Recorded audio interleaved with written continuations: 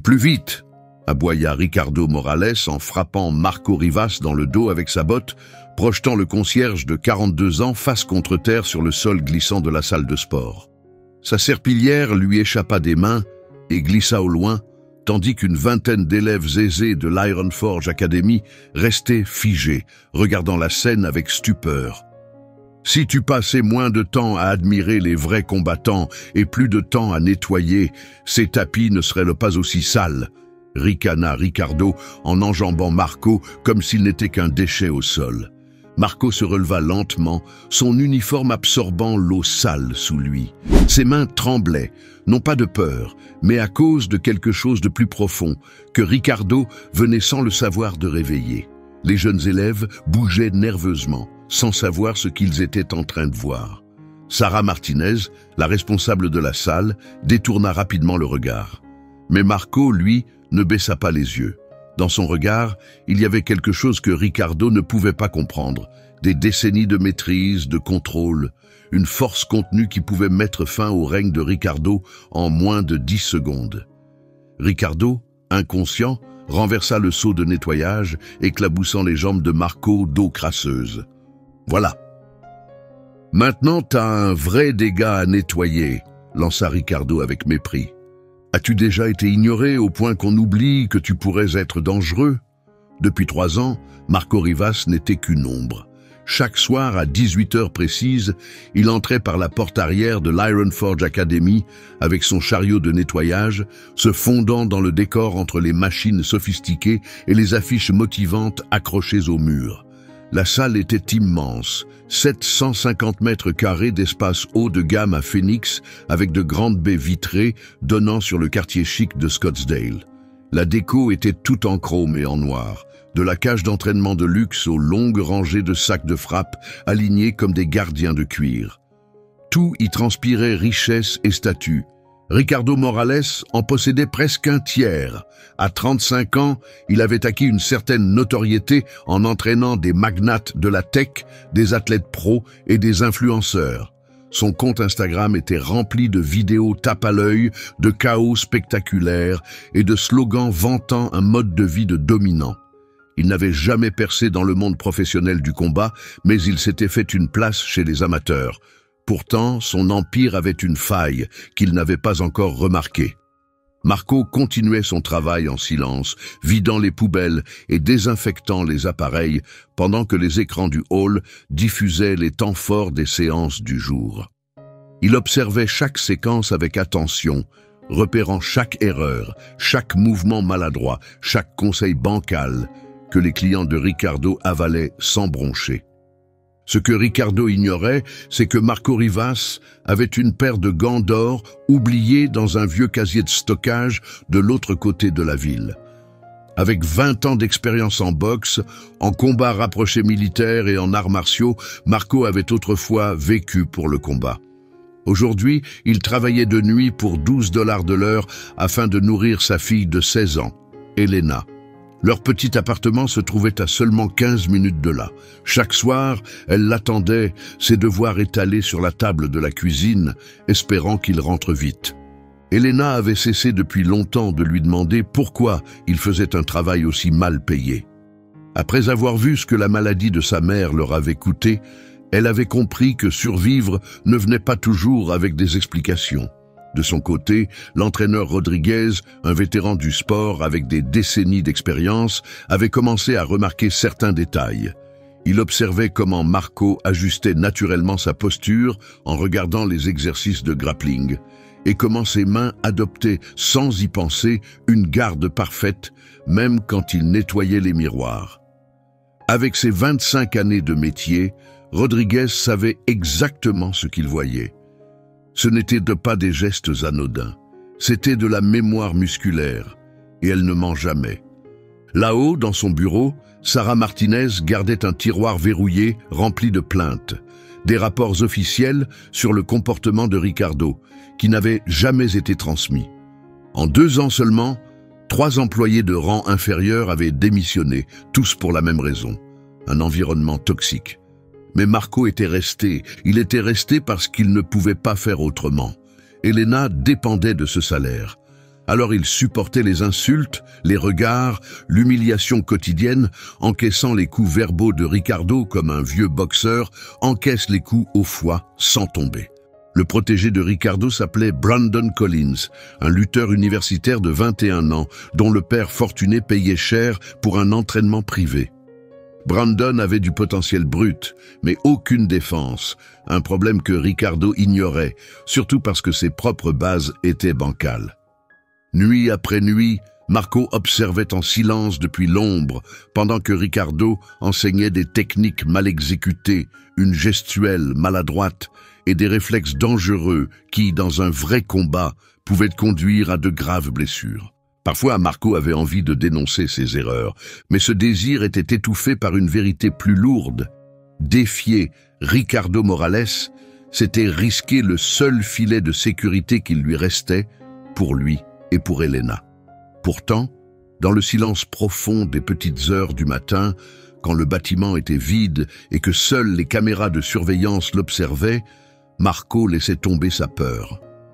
Seul avec son reflet, il retrouvait le rythme de ce qu'il avait été, lâchant des coups nets dans l'air, enchaînant des combinaisons fluides comme si elles étaient gravées dans ses os. Dans ces instants-là, Marco Rivas se souvenait de la vérité. Il était encore dangereux. Et Ricardo, il ne l'avait toujours pas compris. À 18h45, Brandon Collins revint péniblement à l'Ironforge Academy, l'œil noir et l'orgueil en miettes. Le lutteur venait de subir une défaite humiliante lors d'un tournoi amateur, éliminé dès le premier round par un adversaire moitié plus petit que lui, étranglé avec une simple prise arrière. La même prise que Ricardo lui avait soi-disant appris à contrer, mais avec une mauvaise technique. « Ce n'est pas ta faute », grogna Ricardo en faisant les 100 pas devant le miroir comme une bête en cage. « Ces types de la rue se battent salement, ils ne respectent pas nos méthodes ici. » À quelques mètres de là, Marco passait la serpillière près du rack de matériel, les jointures blanchies autour du manche. Il l'avait vu venir. Depuis des mois, il observait Ricardo enseigner à Brandon cette défense inutile. Menton relevé, bras trop écartés, la gorge complètement exposée comme une invitation. « Le problème, poursuivit Ricardo, sa voix montant d'un cran, c'est que ces types viennent de salles de quartier et de ruelles crasseuses. Ils n'ont aucun sens de la discipline, aucun respect.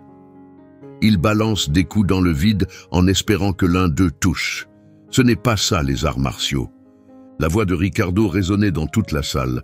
Brandon hochait la tête tristement, avalant l'excuse comme si c'était la vérité. La mâchoire de Marco se contracta alors qu'il s'approchait des sacs de frappe, feignant de nettoyer. « C'est pour ça que la technique triomphe toujours de la force brute », déclara Ricardo en montrant encore une fois la même défense erronée qui avait coûté le combat à Brandon. « Regardez comme je garde le menton haut et les bras écartés, c'est la bonne posture. »« Non !» murmura Marco sans pouvoir s'en empêcher, le mot lui échappant comme un réflexe. Ricardo se figea, tournant lentement la tête. « Tu viens de dire quoi ?» Le bourdonnement de la climatisation semblait assourdissant dans le silence soudain. Marco se rendit compte que tous les regards s'étaient braqués sur lui. Brandon, les élèves du soir, Sarah Martinez à l'accueil. Il avait franchi une ligne invisible. « Rien, monsieur. Désolé. » Il se pencha de nouveau sur sa serpillière, mais Ricardo n'avait pas l'intention de laisser passer ça. « Oh non, vas-y, continue » dit Ricardo avec un faux ton de courtoisie. « Le concierge veut donner des cours de technique maintenant. Tu crois que pousser une serpillière te donne le droit d'entraîner des champions ?» Ricardo s'approcha, sa présence pesante. Marco gardait les yeux baissés, mais la voix de Ricardo claqua comme un fouet. « Je t'ai posé une question. Tu viens de corriger mes instructions, là ?» Autour d'eux, les élèves formaient un cercle, attirés par la tension comme des requins par l'odeur du sang. Le visage de Brandon exprimait l'embarras et la confusion. Derrière le comptoir, la main de Sarah Martinez flottait au-dessus de son téléphone. Elle avait déjà vu ce genre de situation dégénérer. « Réponds-moi quand je te parle », aboya Ricardo. Marco leva enfin la tête, son regard calme et direct. « Tu lui apprends mal, dit-il d'une voix posée. Cette défense va le blesser. » Un murmure parcourut la salle. Le visage de Ricardo vira au rouge, tiraillé entre humiliation et colère. Il venait d'être contredit devant ses clients, les mêmes qui payaient pour croire qu'il était inattaquable. « Mal ?» ricana Ricardo sans aucune trace d'humour. « Je m'entraîne depuis 20 ans, et tu penses savoir mieux que moi ?» « Je sais que lever le menton pendant une clé d'étranglement, c'est suicidaire, » répondit Marco, toujours calme, mais ferme. Les visages autour d'eux changèrent. La confiance dans Ricardo venait de se fissurer. Il devait écraser ce défi immédiatement. « Très bien !» lâcha Ricardo en pointant le sac de frappe. « Montre-nous ta super technique, démontre la bonne méthode. » Marco secoua la tête. « Je viens de nettoyer ici. »« C'est un ordre. Montre-nous, à moins que tu n'avoues que tu ne sais pas de quoi tu parles. » Le piège était tendu. Refuser et passer pour un lâche, obéir et se dévoiler. Marco balaya la salle du regard, le visage déconcerté de Brandon, les yeux inquiets de Sarah, les élèves déjà prêts à filmer avec leur téléphone.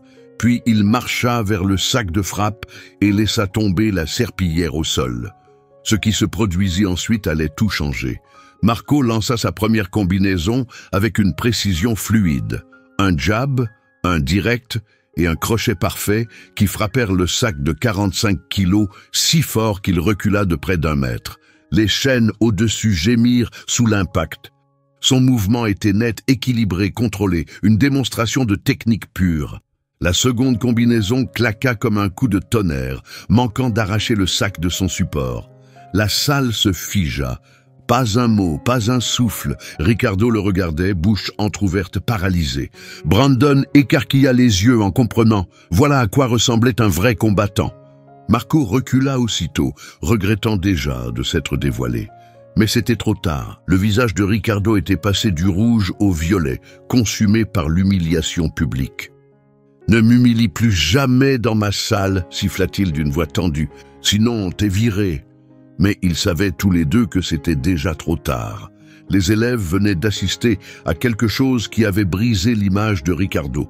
Le concierge, discret, ignoré, mal payé, venait de révéler une vérité que Ricardo ne pourrait plus ignorer.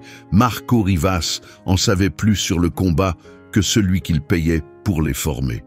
Cette nuit-là, Ricardo ne trouva pas le sommeil. Il passe des heures à fouiller tous les dossiers disponibles en ligne. Au lever du jour, il avait trouvé des fragments, des morceaux d'une vie à laquelle il ne s'attendait pas. Résultats de tournois de boxe amateur, état de service militaire, vieilles coupures de presse parlant d'un jeune champion Golden Gloves, qui ressemblait trait pour trait à son concierge. Au lieu d'affronter la vérité, Ricardo laissa son ego prendre le dessus. Il ne recula pas, il passa à l'offensive. La première semaine de représailles commença par de petites attaques calculées. Ricardo programma les tâches de nettoyage aux heures les plus chargées de la journée, forçant Marco à passer la serpillière pendant que les combats d'entraînement se déroulaient autour de lui. Sueur, sang et boue tombaient sur les tapis fraîchement nettoyés, et Ricardo restait debout, les bras croisés, observant avec un sourire satisfait. « Fais attention avec ce matériel », lançait-il à voix haute, juste assez acide pour mettre tout le monde mal à l'aise, mais pas assez pour être officiellement signalé.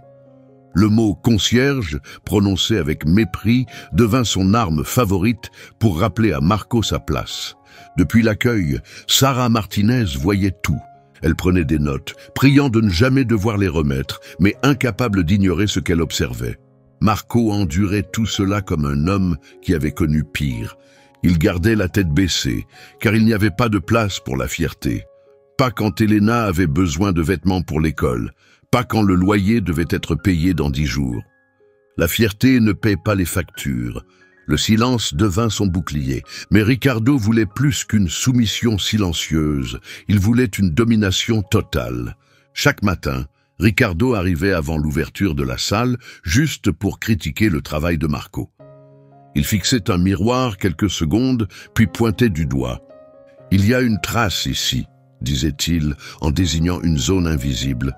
« Refais-le ». Marco nettoyait le même miroir ou appareil 3 fois de suite, sous le regard attentif de Ricardo. C'était devenu un rituel d'humiliation, répété chaque jour. Ricardo synchronisait même ses pauses toilettes avec le service de Marco, juste pour lui lancer quelques pics supplémentaires, lui rappelant de connaître sa place et d'accepter la réalité. Les autres coachs de la salle commencèrent à s'éloigner. Ils ne voulaient pas s'en mêler ni être témoins de ce qui ressemblait de plus en plus à une lente érosion de la dignité d'un homme. La deuxième semaine, Ricardo changea de tactique. Ce fut plus psychologique. Il se mit à partager les vieilles coupures de journaux qu'il avait retrouvées, les faisant circuler parmi ses proches à la salle. Mais au lieu d'en tirer du respect, il détourna l'histoire. « Vous saviez que le concierge se prenait pour un combattant avant ?» lança-t-il durant un cours collectif, assez fort pour que Marco entende.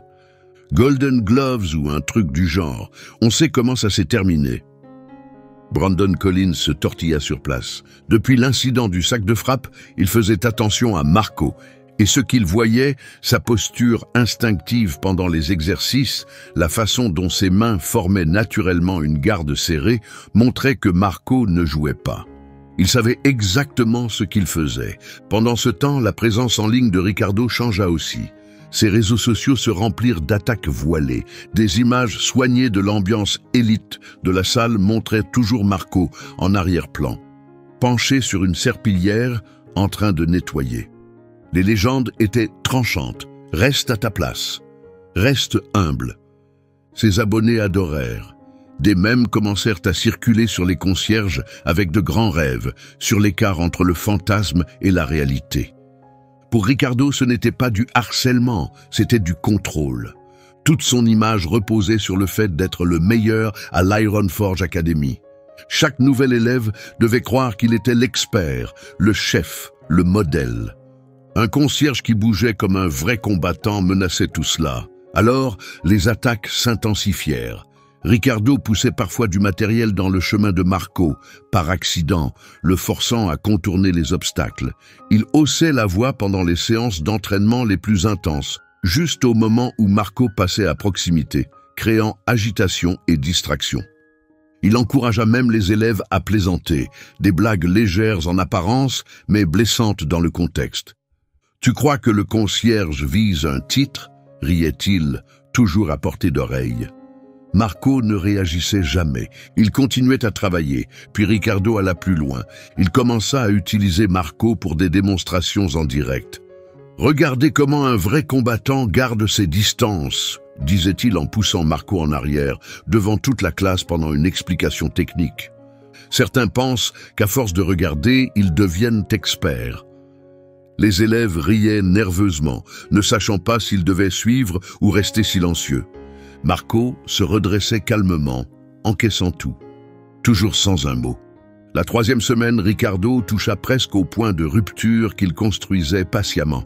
« Marco, tiens les pattes d'ours pour cette démo », ordonna-t-il pendant un cours du soir bondé. Ce n'était pas une demande, c'était un ordre. Marco leva les yeux du matériel qu'il rangeait. « Je ne suis pas qualifié pour ça, monsieur. Tu avais l'air sûr de toi la semaine dernière. » répliqua Ricardo sèchement. « Tiens-les. » Hésitant, Marco prit les pattes d'ours. Autour d'eux, une vingtaine d'élèves formèrent un cercle, impatients de voir. Ricardo commença par des enchaînements simples, des jabs et directs légers, visiblement pour frimer. Mais très vite, ses frappes devinrent plus lourdes, plus agressives, testant jusqu'où Marco tiendrait sans broncher. « Observez comment je vise des angles précis, » expliqua Ricardo avec arrogance en frappant les pads avec force. Un vrai combattant adapte sa puissance à la situation. Marco resta silencieux, encaissant chaque coup sans laisser paraître la moindre émotion. Sa discipline militaire gardait son visage impassible, même lorsque ses bras commencèrent à brûler de douleur. Mais Ricardo n'en avait pas fini. Il se mit alors à manquer délibérément les cibles, laissant ses poings effleurer les épaules et les avant-bras de Marco. « Oups !» dit-il avec un faux sourire. « Faut bosser tes réflexes. » Un coup frappa Marco directement à l'épaule gauche, une vieille blessure datant de l'armée. La douleur irradia le long de son bras comme un éclair. Il laissa tomber les pattes d'ours et serra instinctivement le poing droit, prêt à riposter, avant de se forcer à ouvrir la main et de reculer. « C'est ça !» lança Ricardo dans son dos. Pars comme tu fais toujours. Au moins, tu sais où est ta place. » Mais Ricardo n'en resta pas là. Ce week-end-là, il fit son coup le plus audacieux. Un extrait des caméras de surveillance, la démonstration de Marco au sac de frappe, apparut sur le compte Instagram de Ricardo. La légende disait « Quand le concierge croit qu'il sait se battre ». Hashtag « Reste à ta place », hashtag « Humilité », hashtag « Ironforge ». La vidéo devint virale en quelques heures. Des milliers de vues affluèrent. Des centaines de commentaires suivirent. La plupart étaient cruels, moqueurs, exactement ce que Ricardo espérait. « Retourne à ton balai », écrivait l'un d'eux, récoltant des dizaines de likes. « Le concierge se prend pour Rocky », se moquait un autre. Ce dimanche soir-là, Elena tomba sur la vidéo. Marco entra dans sa chambre et la trouva en larmes, recroquevillée sur le lit, serrant son téléphone. Elle lisait les commentaires blessants, chaque insulte, chaque mot conçu pour le rabaisser. « Papa, pourquoi tu ne te défends pas ?» murmura-t-elle. Marco n'avait aucune réponse qui ne la briserait encore plus. Le lendemain soir, coach Rodriguez le trouva seul dans le placard à fournitures, assis par terre entre les produits de nettoyage, la tête entre les mains. « J'ai vu la vidéo », dit doucement Rodriguez. Marco ne leva pas les yeux. « Je ne peux pas perdre ce boulot, dit-il. Il va te détruire si tu continues à tout encaisser, répondit Rodriguez. Tu dois te défendre. Je ne peux pas, dit Marco d'une voix basse.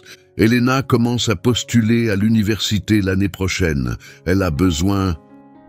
Il compte te virer de toute façon, coupa Rodriguez. Je l'ai entendu dire à Sarah qu'il cherche déjà quelqu'un d'autre. Marco releva enfin la tête. Pour la première fois, Rodriguez vit autre chose dans son regard, quelque chose de froid et tranchant, quelque chose de puissant, quelque chose de dangereux. À 2h17 du matin, bien après que la salle se soit vidée et que le silence ait tout envahi, Marco cessa de faire semblant. Les derniers employés étaient partis depuis des heures. Il se tenait seul sous les lumières vives du gymnase, entouré de stations d'entraînement désertes et de sueurs oubliées. Il marcha jusqu'au sac de frappe, le même qui, 3 semaines plus tôt, avait révélé son secret par accident. Son chariot de nettoyage était resté contre le mur. Sous la pile d'essuie-tout, il récupéra une paire de bandes, du vieux cuir lissé par des années d'utilisation. La seule chose de son passé de combattant qu'il n'avait jamais pu jeter. Il s'enroula les mains avec détermination. Puis vint la première combinaison, jab, direct, crochet, uppercut. Chaque coup était précis, brutal, chirurgical. Le sac oscillait comme un pendule sous l'impact. N'importe quel entraîneur professionnel aurait marqué une pause en voyant ça. Mais un homme observait coach Rodriguez. Il était revenu chercher un trousseau de clés oubliées et, à travers les portes vitrées, il vit quelque chose qui le figea. Marco Rivas ne se contentait pas de frapper. Il démontrait une maîtrise, 20 ans de savoir dans chaque mouvement. Ses pas étaient exacts, sa défense, instinctive, son timing parfait. C'était quelqu'un qui avait combattu au plus haut niveau. Rodriguez entra discrètement, les clés encore en main, et regarda Marco enchaîner des mouvements de grappling contre un adversaire invisible. Chaque déplacement, chaque pivot, chaque projection était exécuté avec précision. C'était de l'art. « Putain !» souffla Rodriguez. Marco se tourna, figé en plein geste. Un instant, les deux hommes restèrent immobiles sous la lumière blanche des néons. « Depuis quand ?» demanda Rodriguez, à peine audible. « Champion régional Golden Gloves », répondit Marco. « De 2003 à 2007, puis 8 ans à enseigner le combat rapproché à l'armée, 15 ans d'entraînement en MMA au total. » Rodriguez secoua lentement la tête, le visage marqué par l'admiration. « Ricardo Morales enseigne de mauvaises techniques à des clients payants depuis 3 ans, dit-il, la voix tendue. « Depuis combien de temps tu le regardes faire sans rien dire ?»« Chaque soir, » répondit Marco. Sa voix portait le poids d'années de silence. « Sa garde est nulle. Ces combinaisons laissent des ouvertures qui pourraient blesser, voire tuer ces gamins dans un vrai combat.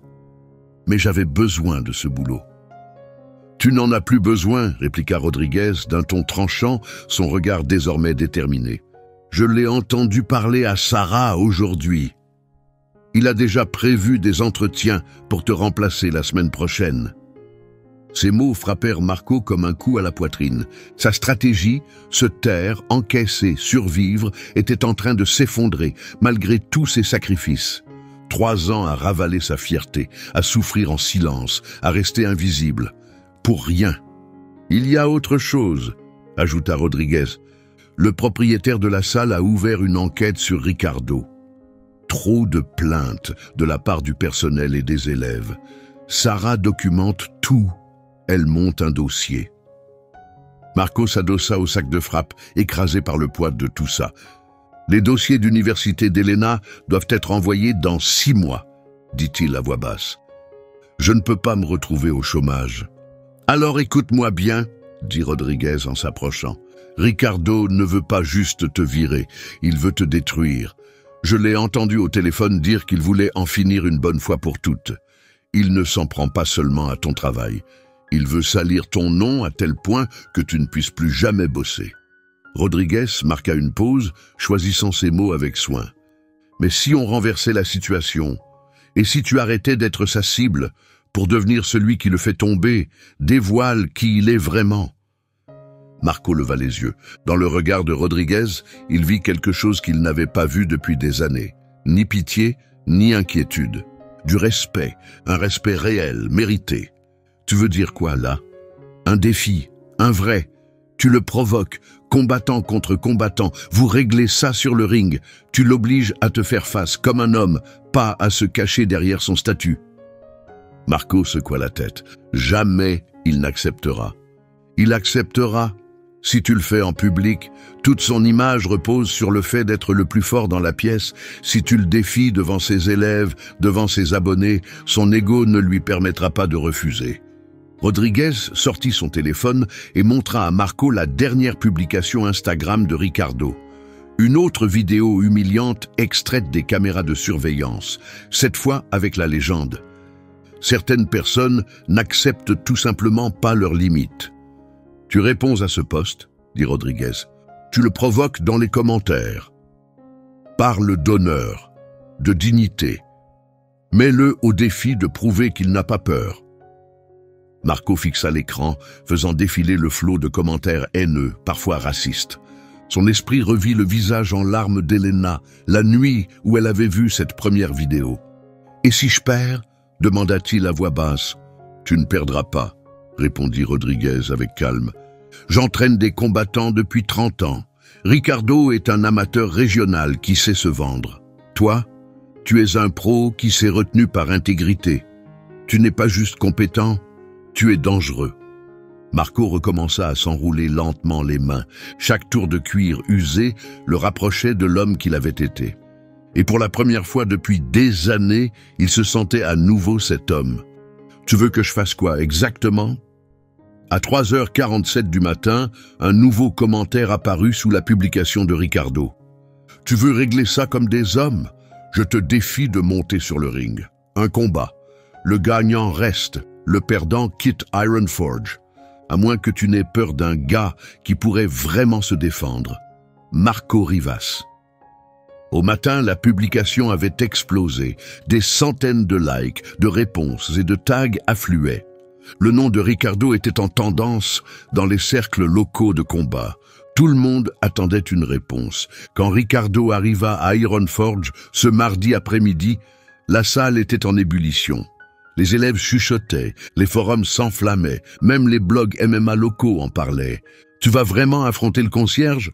demanda Brandon, sans moquerie, juste curieux.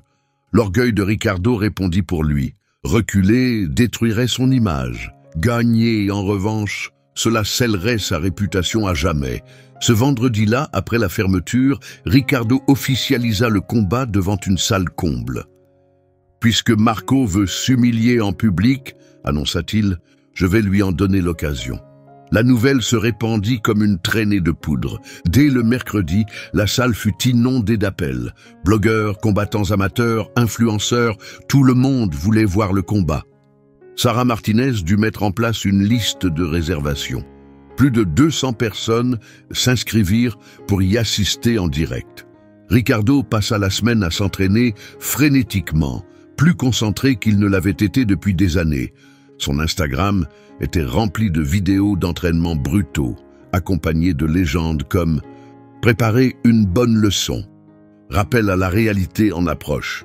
Mais Marco, il s'entraînait en silence, en privé. Chaque matin cette semaine-là, Rodriguez arrivait tôt pour ouvrir la salle, et à chaque fois, il observait avec admiration. Marco bougeait avec précision, enchaînant des combinaisons contrôlées avec une rigueur chirurgicale. Ses déplacements étaient parfaits, sa défense tranchante et sa condition physique révélaient une vérité simple. Cet homme ne s'était jamais vraiment arrêté de s'entraîner. Le vendredi soir, Iron Forge Academy s'était transformé en une arène improvisée. On se serait cru dans un colisée plutôt qu'une salle de sport. Les téléphones étaient levés dans tous les sens. Des lives retransmettaient l'événement à des milliers de spectateurs. Des paris circulaient sur les applis et à voix basse. Ricardo jouait le showman devant les caméras, enchaînant les mouvements à vide et les provocations pour son public en ligne. Pendant ce temps, Marco entrait discrètement par l'arrière. Pas de projecteur, pas de mise en scène, juste un short noir, des bandes aux mains et une concentration implacable dans le regard.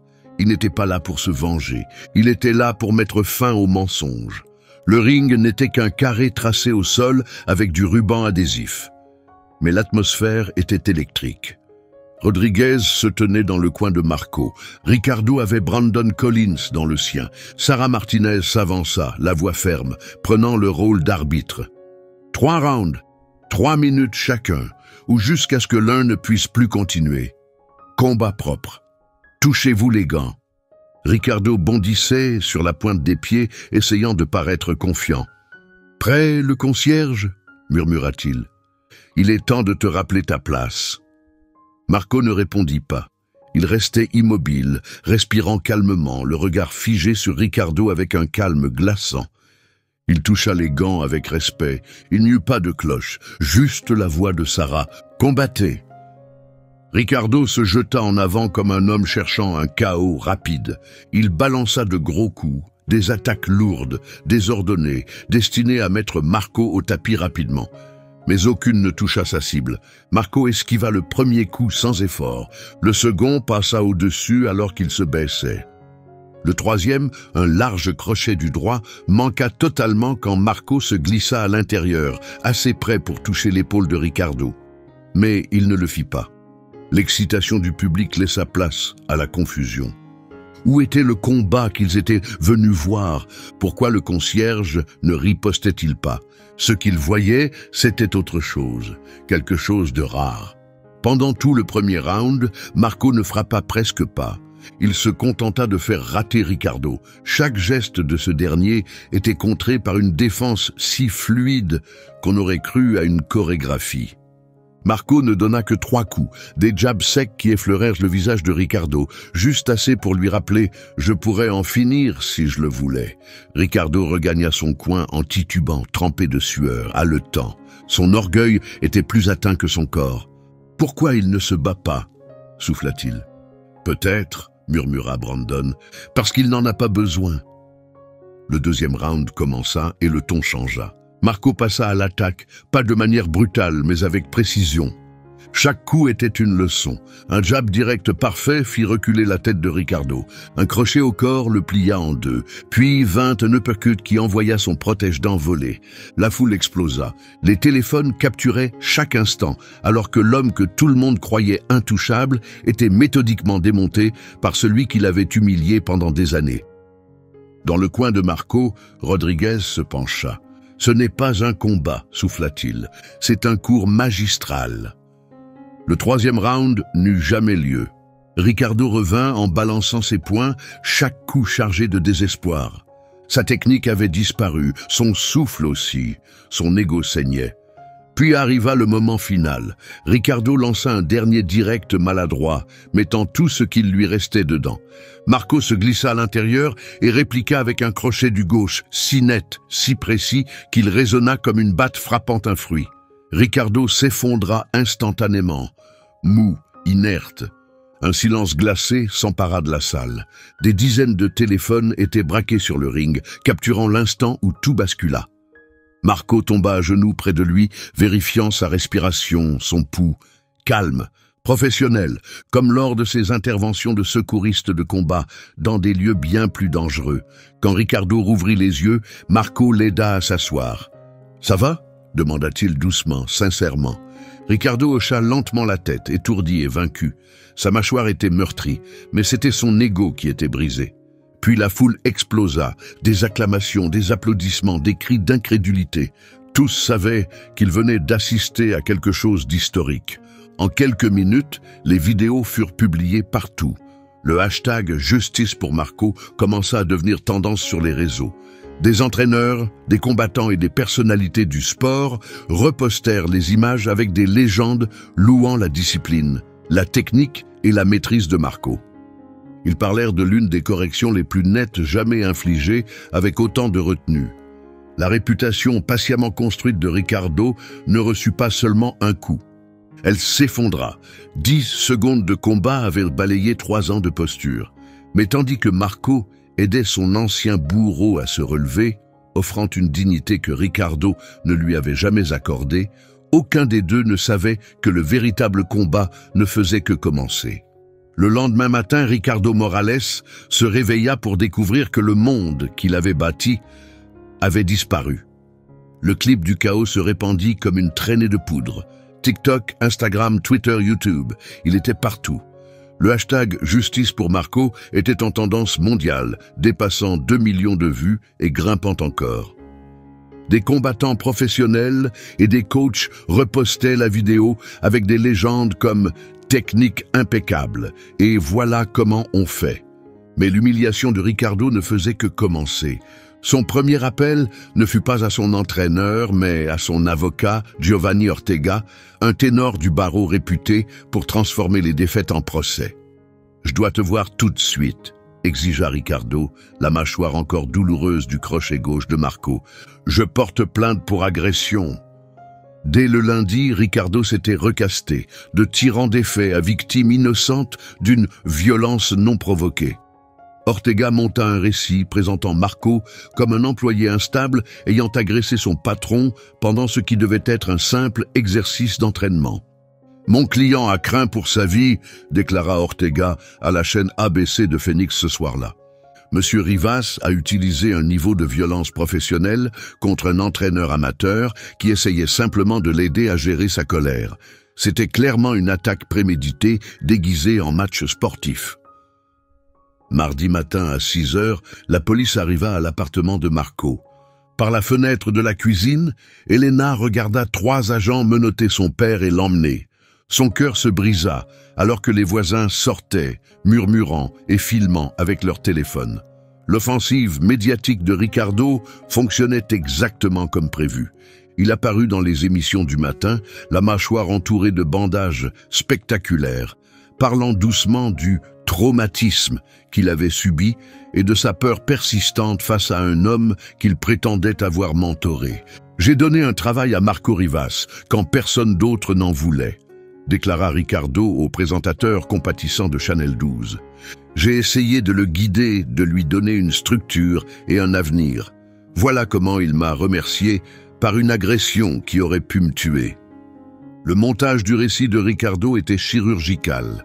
Les images de surveillance montraient Marco assénant le coup décisif, mais tout ce qui avait précédé, les semaines de harcèlement, les humiliations mises en scène, les provocations de Ricardo, avaient disparu. Les algorithmes des réseaux amplifièrent la version de Ricardo auprès d'un public prêt à y croire. L'opinion commença à basculer. Des groupes Facebook locaux se remplirent de publications sur des criminels violents et des personnes dangereuses qui n'avaient pas leur place dans une société civilisée. Le hashtag original hashtag Justice pour Marco fut noyé sous hashtag Justice pour Ricardo, réclamant l'arrestation de Marco. L'avocate de Marco, Daniela Esquivel, était une défenseure publique épuisée, jonglant avec 47 dossiers à la fois.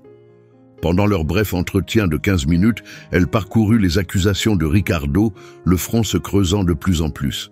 « Monsieur Rivas, dit-elle d'une voix fatiguée, ils vous poursuivent pour agression avec circonstances aggravantes liées au lieu de travail. Les dossiers médicaux de Monsieur Morales indiquent des symptômes possibles de commotion. Son avocat réclame plus de 200 000 $ pour perte de revenus, traumatisme émotionnel et frais médicaux.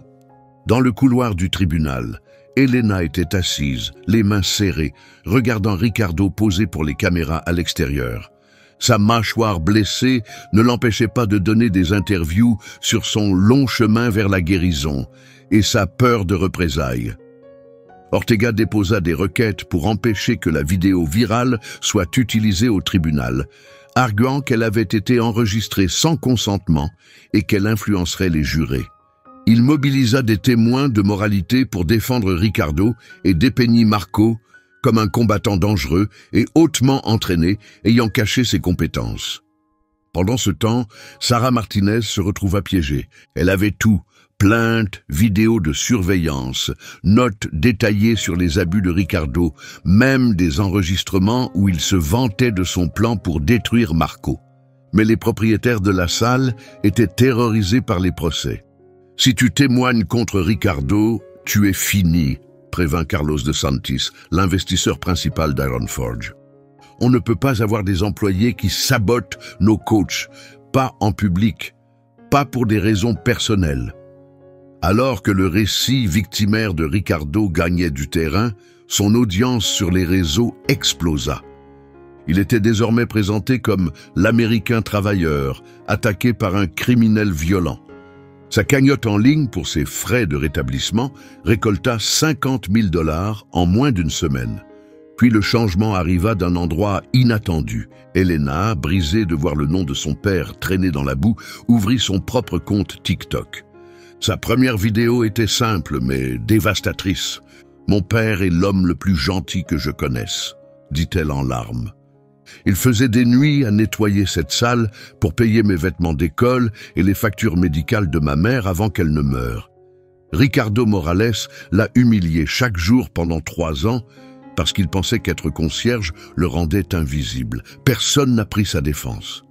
Les vidéos d'Elena devinrent virales. En quelques jours, elle atteignit 3 millions de vues.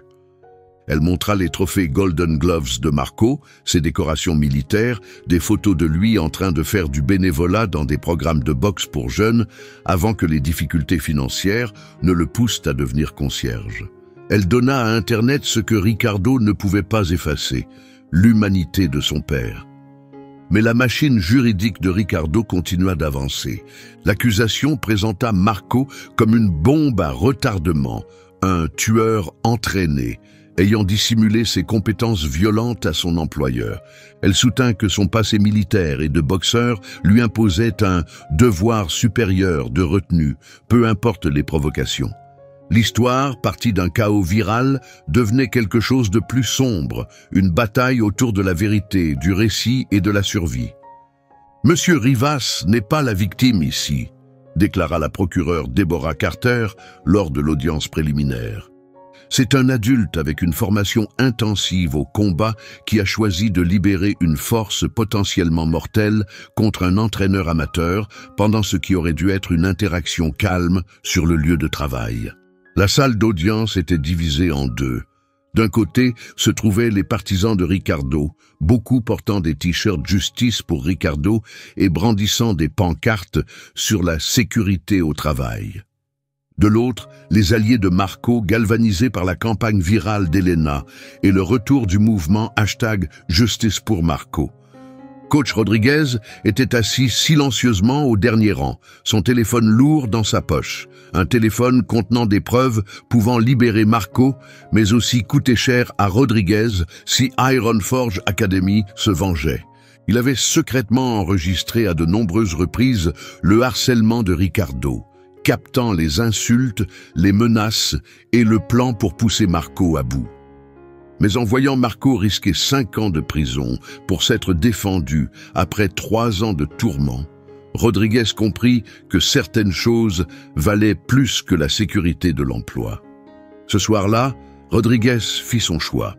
Il mit en ligne 17 minutes d'enregistrements audio sur une chaîne YouTube privée et envoya le lien à Elena avec une seule phrase. « Ton père est un homme bien qui mérite mieux. » Les mains d'Elena tremblaient en appuyant sur lecture. Elle entendit la voix de Ricardo, moqueuse, menaçante, utilisant des insultes sur son travail et ses origines, avouant ouvertement son plan pour chasser son père ou le pousser à faire une bêtise. Au matin, les enregistrements étaient viraux. Le hashtag « Justice pour Marco » revint en force, et le contexte complet des abus de Ricardo devint impossible à nier. Mais Ricardo Morales n'en avait pas fini. Acculé, sa réputation en lambeaux et son dossier juridique qui s'effondrait, il prépara son ultime coup, le plus dangereux.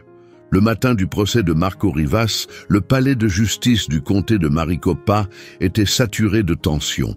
Des camionnettes de médias bordaient la rue. Des manifestants des deux camps brandissaient des pancartes. Les agents de sécurité surveillaient la foule grandissante. 3 semaines après la mise en ligne des enregistrements de Rodriguez, l'affaire était devenue un sujet national. Ricardo Morales était assis à la table de l'accusation, l'air vidé. Le propriétaire de salle arrogant qui avait tourmenté Marco pendant des années avait disparu, remplacé par un homme dont l'empire s'était effondré. Son audience sur les réseaux avait chuté de 200 000 à 30 000 abonnés en quelques jours. Les sponsors avaient rompu leur contrat. L'adhésion à Iron Forge Academy s'évaporait. Pourtant, Giovanni Ortega affichait toujours de l'assurance. Malgré les enregistrements accablants, il lui restait une arme puissante, la loi elle-même. « Mesdames et messieurs du jury », commença Ortega, « ce dossier ne concerne pas des désaccords au travail ni des rancunes personnelles. Il s'agit d'un combattant entraîné qui a déchaîné une force potentiellement mortelle contre un amateur désarmé qui ne représentait aucun danger réel. » Il présenta Ricardo comme la véritable victime, un homme dont le travail de toute une vie avait été brisé par un seul moment violent, qui aurait pu facilement entraîner la mort ou des lésions cérébrales permanentes. Ortega insista sur le passé militaire et pugilistique de Marco, l'accusant d'avoir caché son profil dangereux à son employeur. Il affirme que M. Rivas était loin d'être un concierge sans défense. Il souligna que Marco était un boxeur Golden Gloves et un instructeur en combat rapproché militaire, quelqu'un pleinement conscient des conséquences de ses actes. Selon la loi, insista-t-il, posséder des compétences avancées au combat implique une responsabilité accrue. Daniela Esquivel, l'avocate de Marco, avait changé depuis que l'affaire avait pris de l'ampleur en ligne. Grâce au soutien d'avocats renommés en droit civique offrant leurs services gratuitement, elle disposait désormais de ressources juridiques qu'elle n'avait jamais eues auparavant. Malgré cet avantage, elle devait encore faire face aux lois strictes de l'Arizona sur l'agression. Le passage de Ricardo à la barre fut théâtral et soigneusement orchestré. Il portait une minerve discrète, suggérant des blessures persistantes, et parlait d'un ton contrôlé et posé du traumatisme qu'il disait avoir subi et de la peur qu'il affirmait ressentir. « J'ai cru que j'allais mourir », dit Ricardo, sa voix vacillant juste assez pour paraître sincère. Il décrivit l'incident comme un basculement soudain et terrifiant. « 1 minute, nous faisions juste un match amical, dit-il, et la suivante, j'étais au sol, inconscient. » Il affirmait que ce coup hantait encore ses nuits. Guidé par Ortega, Ricardo ne rappela que les détails, le présentant comme un mentor, ayant tenté de canaliser la colère de Marco vers quelque chose de productif. Ricardo insista sur le fait que Marco avait initié la confrontation, la présentant comme une attaque soudaine et injustifiée pendant ce qu'il pensait être un simple entraînement. Mais le contre-interrogatoire fut intense. Esquivel s'y était préparé pendant des semaines, muni des enregistrements audio de coach Rodriguez et de témoignages de plusieurs témoins. « Monsieur Morales, dit-elle, le 15 mars, vous avez dit à coach Rodriguez, et je cite, « Je vais briser cet homme jusqu'à ce qu'il abandonne ou fasse une bêtise. » Vous souvenez-vous avoir dit cela? Ricardo hésita. « Je ne me souviens pas de cette conversation exacte. » Vous avez appelé Monsieur Rivas le nettoyeur à plusieurs reprises pendant 3 ans, n'est-ce pas? J'ai peut-être utilisé un langage familier, marmonna-t-il. Familier? La voix d'Esquivel monta d'un ton. Nous avons 17 enregistrements distincts où vous insultez et menacez Monsieur Rivas. Vous appelez ça du langage familier, sérieusement? Le visage de Ricardo vira au rouge. Son image calme de victime commença à s'effondrer. « Je n'ai jamais voulu être raciste, » balbutia-t-il. « Vous avez renversé son seau de nettoyage volontairement, n'est-ce pas ?»« C'était un accident, » affirma-t-il. « Vous avez planifié des nettoyages d'urgence pendant les heures de pointe juste pour l'humilier. »« Il fallait que la salle soit propre, » insista Ricardo. « Vous avez publié une vidéo de lui en ligne, en vous moquant à travers la légende. »« Je voulais juste montrer que certains ne connaissent pas leurs limites, » répondit Ricardo sur la défensive. La salle d'audience devint silencieuse. En un instant d'inattention, Ricardo avait révélé sa vraie nature. Puis vint le témoignage de Sarah Martinez, et il fut accablant. Malgré la pression des propriétaires de la salle, Sarah choisit de dire la vérité sur la campagne d'intimidation menée par Ricardo pendant des années. Ces dossiers détaillés brossaient un tableau clair d'un harcèlement constant ayant mené à l'incident. « J'ai déposé 7 plaintes officielles concernant le comportement de M. Morales envers Marco Rivas, déclara-t-elle à la barre. Chaque fois, on m'a dit de régler ça discrètement.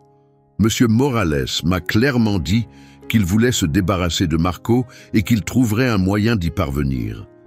Puis vint coach Rodriguez et son témoignage était exactement ce que l'accusation redoutait. Avec 30 ans d'expérience respectée, sa crédibilité était irréprochable. Et il avait secrètement enregistré Ricardo. Ricardo Morales a harcelé Marco Rivas sans relâche pendant 3 ans, déclara Rodriguez sans la moindre hésitation. Il a utilisé des insultes racistes, des menaces physiques et des tactiques psychologiques destinées à provoquer une réaction.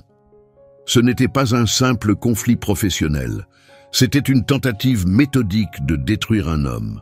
Le moment émotionnel décisif arriva quand Marco prit la parole. Il parla avec calme et force intérieure des années de maltraitance qu'il avait subies. L'image soigneusement construite de Ricardo s'effondra définitivement. Marco décrivit comment il nettoyait silencieusement derrière les saletés délibérées de Ricardo, comment il prenait des horaires supplémentaires juste pour l'éviter, et comment sa fille Elena avait pleuré en voyant la vidéo humiliante en ligne. « J'ai encaissé pendant 3 ans parce qu'Elena avait besoin que je garde ce travail, » dit-il doucement. « Je l'ai laissé m'appeler le concierge parce qu'elle avait besoin de vêtements pour l'école. Je nettoyais après lui parce qu'elle devait manger. J'ai tout supporté parce qu'elle avait besoin de son père. » À cet instant, Ricardo craqua.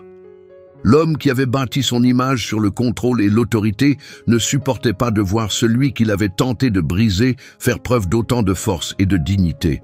« C'est des conneries !» hurla Ricardo en se levant brusquement. « Tu voulais ce combat, tu adorais exhiber tes compétences, tu voulais me faire passer pour un faible. » Le chaos éclata dans la salle. La juge Patricia Herrera frappa de son marteau, exigeant le silence pendant que Ricardo continuait à hurler. « C'est moi qui t'ai donné ce boulot. J'ai essayé de t'aider, et tu as essayé de me tuer devant tout le monde. » Ortega tenta de le calmer, mais Ricardo était hors de contrôle. Des années de frustration contenue explosèrent en une tirade remplie d'amertume et de préjugés, anéantissant tout espoir de sympathie de la part du jury. Vous, les concierges, vous croyez toujours que le monde vous doit quelque chose. Vous pensiez gagner le respect par l'intimidation, lança la procureure. Regardez où cela vous a mené, devant la justice pour des accusations criminelles graves. Les dégâts étaient irréversibles. Devant une salle d'audience pleine, Ricardo Morales révéla sa véritable nature. Tout ce que Marco et ses soutiens avaient dénoncé était désormais visible aux yeux de tous. Pendant que les agents de sécurité escortaient Ricardo hors de la salle, toujours en train de crier, Marco resta assis à la table de la défense, calme et digne. Même après tout ce qu'il avait enduré, il conserva sa dignité. Le jury n'eut besoin que de 47 minutes pour rendre son verdict. Le président du jury se leva pour le lire. Concernant l'accusation d'agression avec circonstances aggravantes, nous déclarons l'accusé, Marco Rivas, non coupable. La salle explosa. Des larmes coulaient sur le visage d'Elena Rivas alors qu'elle éclatait en sanglots, tandis que des acclamations envahissaient la pièce pleine de soutien. Ricardo Morales semblait avoir reçu un coup physique, s'effondrant alors que ses mots anéantissaient son dernier espoir de rédemption. La juge Herrera conclut avec un coup final. Monsieur Morales est condamné à verser 75 000 $ de dommages et intérêts à Monsieur Rivas, couvrant les frais juridiques, les pertes de revenus et le préjudice moral. Le visage de Ricardo devint livide. Son avocat hors de prix venait de lui coûter plus d'argent que Marco n'en avait gagné en 3 ans. En quelques heures, la commission athlétique de l'Arizona annonça l'ouverture d'une enquête sur les qualifications de Ricardo en tant qu'entraîneur. Les enregistrements viraux eurent des conséquences immédiates. 2 semaines plus tard, la commission déclara que Ricardo Morales était définitivement interdit de diriger ou de participer à tout centre d'entraînement de sport de combat dans l'État. Les propriétaires d'Iron Forge Academy réagirent rapidement en coupant tous les liens avec leur ancien coach principal. Les contrats de sponsoring, autrefois lucratifs, plus de 100 000 $ par an, disparurent du jour au lendemain. Son public en ligne s'effondra à mesure que les gens découvraient l'ampleur de ses abus. Pendant ce temps, Marco reçut des offres d'emploi de salles prestigieuses, toutes prêtes à lui offrir un poste d'entraîneur principal avec un salaire bien supérieur à celui de concierge. Mais Marco refusa chaque proposition. À la place, il utilisa l'indemnité du procès et les dons d'une campagne de financement participatif pour créer sa propre structure. Second Chance Defense Academy, un centre d'arts martiaux axé sur la communauté et l'accessibilité. Le programme fonctionnait sur un système tarifaire adapté aux moyens de chacun pour que tout le monde puisse apprendre. Tout le monde a le droit d'apprendre à se défendre, déclara Marco à un journaliste local. Mais plus important encore, chacun mérite le respect. L'académie ne se concentrait pas seulement sur la défense physique, mais aussi sur la résolution des conflits et ce que Marco appelait l'éthique du guerrier. Il enseignait à ses élèves que la vraie force consiste à utiliser ses compétences pour protéger les autres, jamais pour les dominer. Elena, désormais sur le point d'intégrer l'Arizona State University grâce à une bourse, devint la responsable des réseaux sociaux de l'académie. Ces vidéos de son père enseignant la défense personnelle, toujours avec respect et maîtrise, gagnèrent rapidement en popularité. Coach Rodriguez rejoignit Marco en tant qu'associé à temps plein.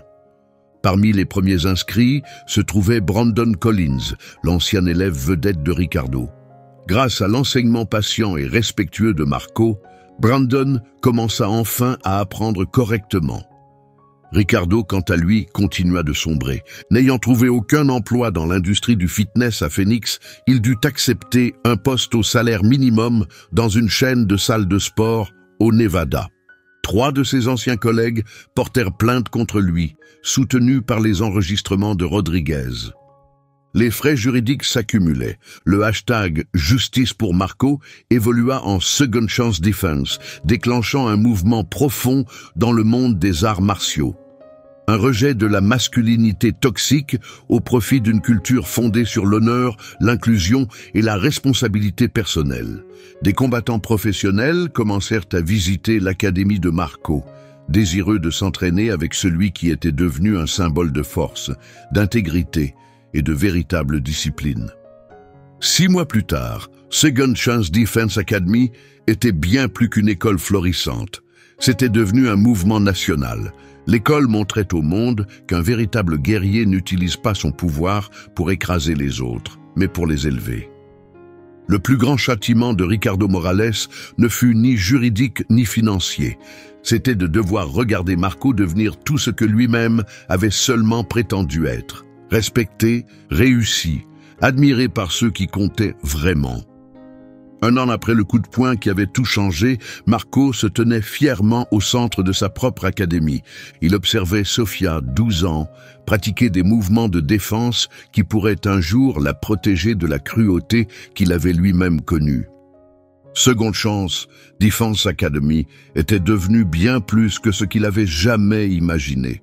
Située désormais sur plus de 550 mètres carrés en plein centre de Phoenix, la salle vibrait d'énergie 18 heures par jour. Des enfants y apprenaient à faire face aux harceleurs, des personnes âgées y pratiquaient des techniques de défense, d'anciens membres de gangs s'entraînaient aux côtés de maires de banlieue. Peu importe leur origine, tous étaient unis sous le message de Marco. Le respect et la dignité se méritent par le caractère, pas par la peur. L'impact de l'académie dépassa largement l'Arizona.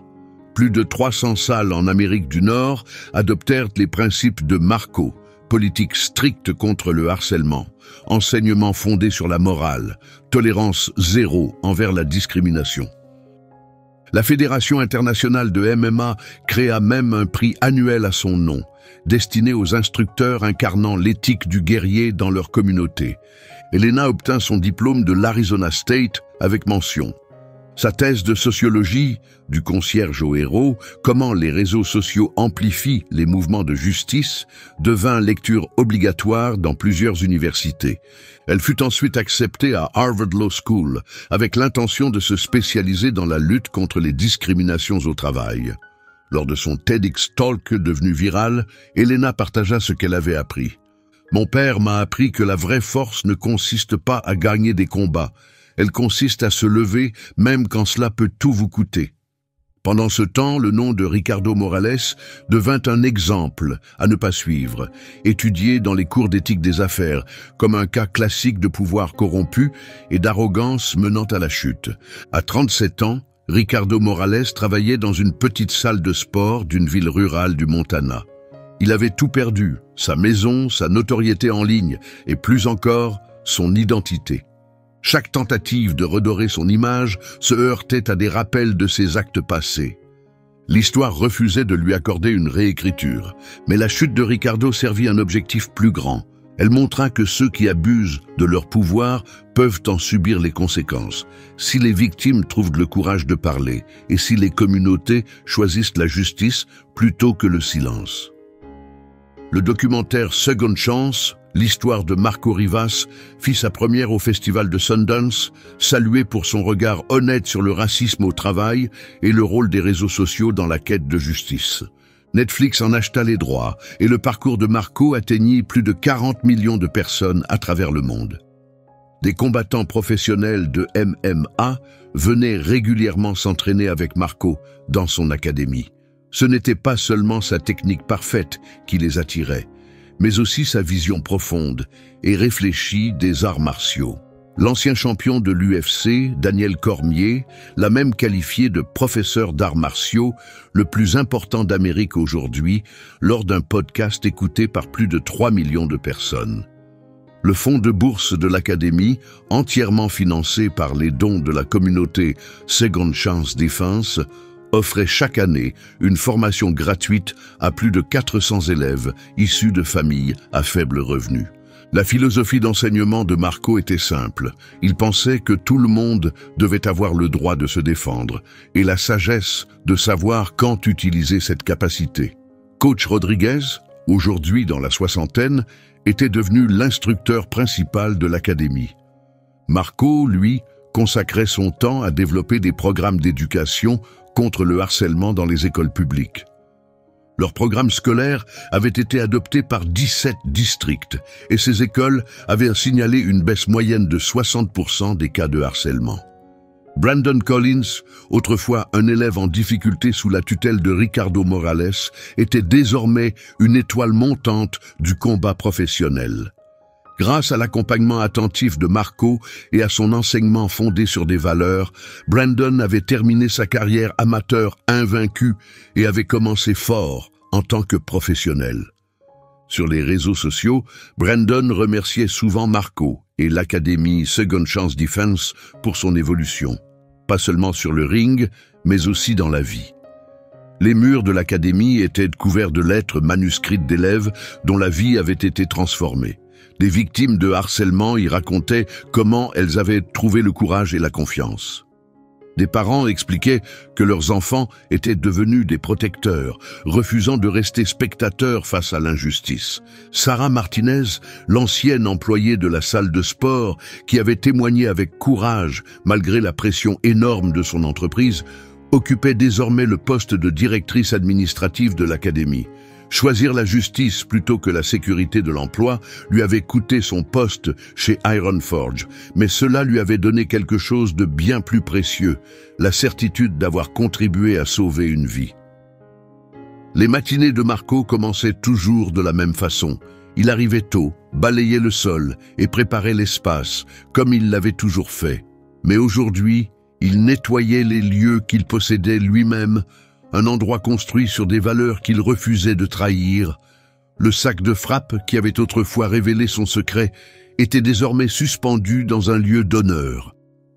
Une plaque en dessous indiquait « Parfois, la personne la plus dangereuse dans la pièce est celle que personne ne remarque ».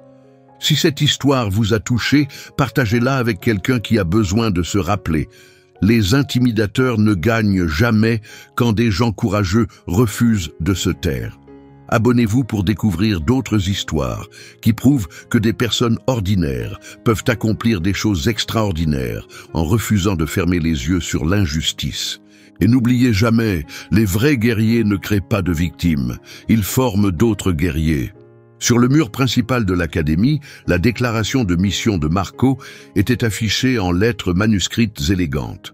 Nous apprenons à nous battre pour ne pas avoir à nous battre. Nous développons notre force pour protéger les plus vulnérables. Nous gagnons le respect en donnant du respect. C'est ça la voie du guerrier.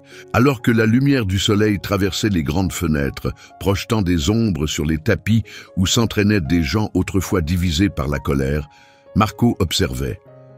Il avait été un simple concierge sans voix. Aujourd'hui, il était un professeur avec une mission. Certaines victoires sont si importantes qu'elles méritent qu'on les attende toute une vie. Alors posez-vous cette question, quelle force cachée êtes-vous prêt à révéler au monde ?